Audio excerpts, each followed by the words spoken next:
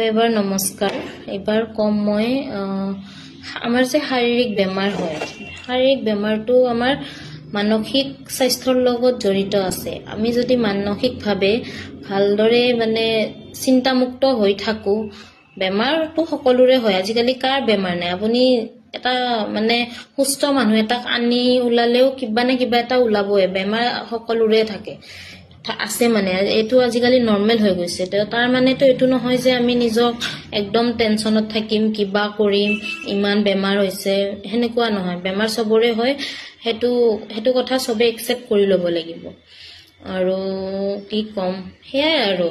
মানে হাই ফুৰ্তিকে থাকক জীৱনটোনো কিমান দিন হাই ফুৰ্তিকে থাকক মিলা প্ৰীতিকে থাকক একো যাতে টেনশন জাতীয় বস্তু মানে নহয় হেনেকে মিলি জুলি থাকিলে আপোনাৰ স্ট্ৰেসটো কম হলে বেমাৰ বিলাক কম হ'ব তো আশা কৰো এখিনি কথা শুনি আপোনালোকে ভাল পালে thank you so much bye by